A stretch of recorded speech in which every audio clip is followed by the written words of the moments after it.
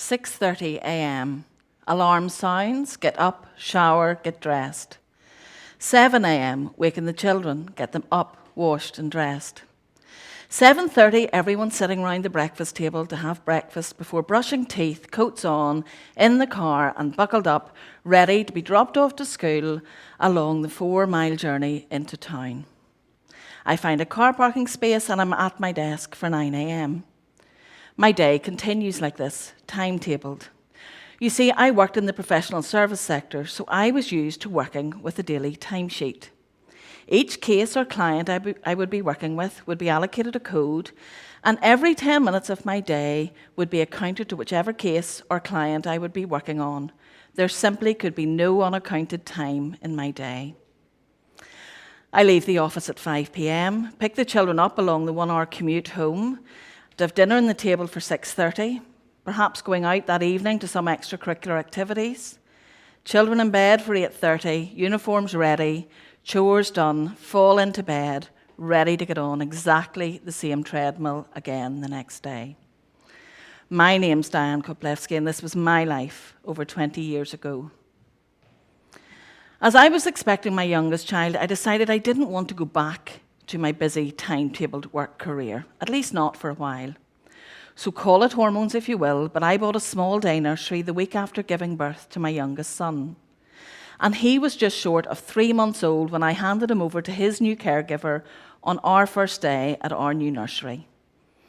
I had a business background, a postgrad in law, an MBA. Surely running a small day nursery would be no more challenging than any of my previous jobs, but how wrong could I be?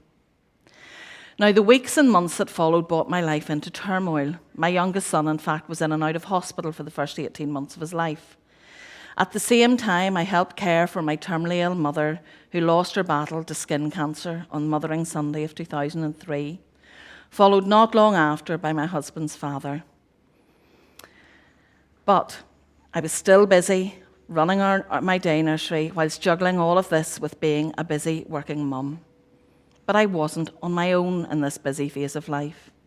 You see, every single parent that I would meet as they were dropping their children into nursery and picking them up was in exactly the same position. We were all in the same treadmill, doing the very best we could do to cope with the challenges of being working parents. So whilst these first few weeks and months were challenging for me on a personal level, the unexpected happened. I absolutely fell in love with the early years sector. I loved the people that I worked with, such an inspirational workforce, and I remain to this day in awe of the work that they do with children and young people. And I think it really needs to be said during this pandemic how they have gone over and above, often putting the needs of the children and families that we work with above their own, and how they've done this with such amazing good grace. Yet, as a key working sector, we've been so rarely recognised. But above all of this, I am, and day in, day out, continue to be inspired most by the children and young people themselves. So let me take you back to my first day in nursery. It was all new to me. So I spent the first day observing in the preschool room, and along the wall of the preschool room was this train timetable. And it went from one end of the room to the other, and behind the train were carriages, and each carriage would have an activity and a time allocated to it. 9 a.m, circle time. 9:15, song and rhyme time. 9:30, puzzles and tabletop games. 9:45, story time. 10:15, snack time. 10:30, art and craft. And this would go on and so on, right through until home time. I was not impressed with the timetable train.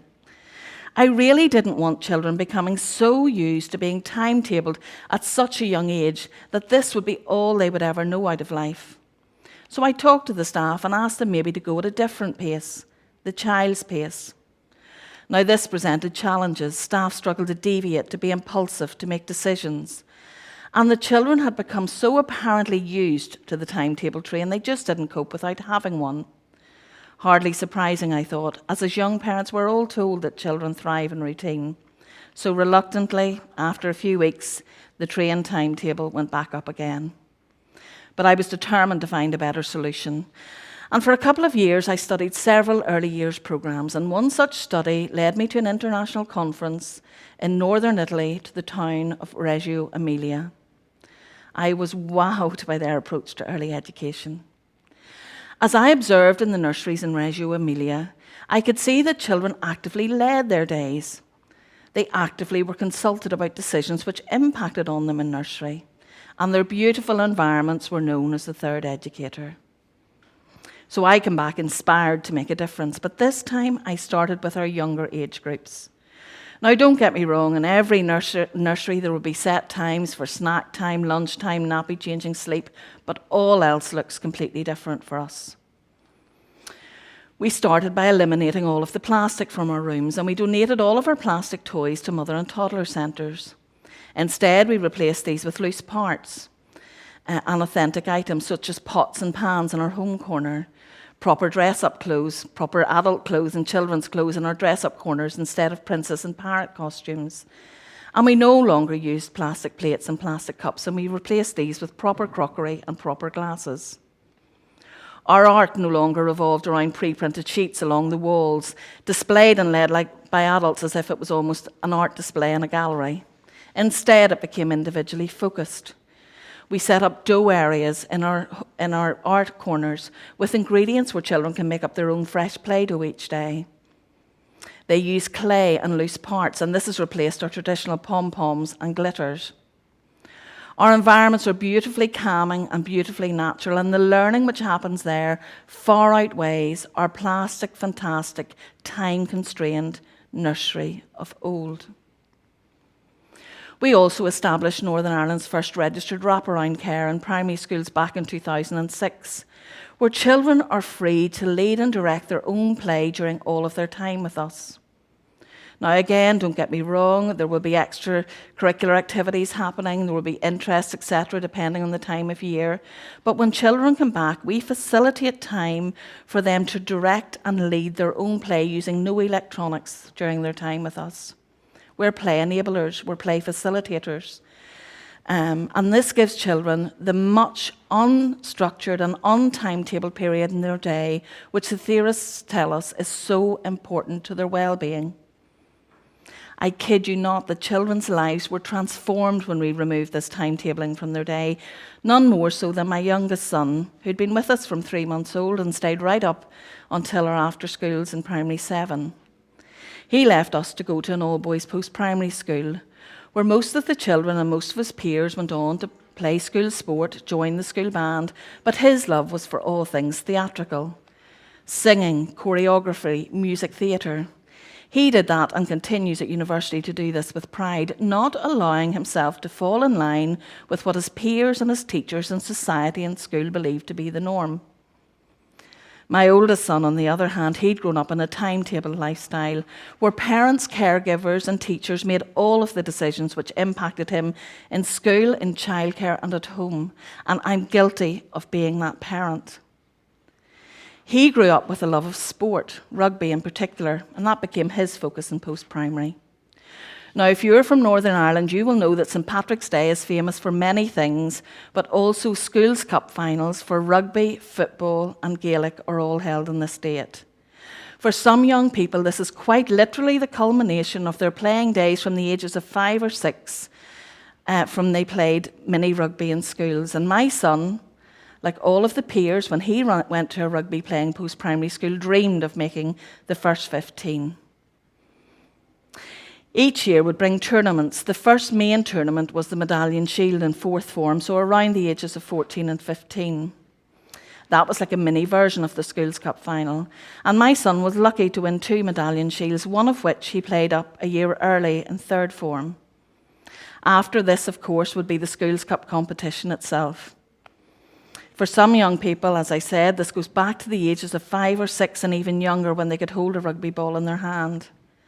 And for these rugby-playing schools and some of their coaches, this is quite literally the equivalent of the World Cup. So on the morning when my son reached the dream, the pinnacle of his school days, which was to play in the final of the Schools Cup at the Kingspan Stadium, he told us that win or lose that day, he would never pick up a rugby ball again. You see, he enjoyed the sport, but he was burned out with the timetabling of it, and that would be before he would ever get on the career treadmill. We thought it was exhaustion that day, but he's kept his promise. And I'm proud of the decisions he took to put his own interests and his academic studies first. But if I could turn back time and do things differently, I most certainly would.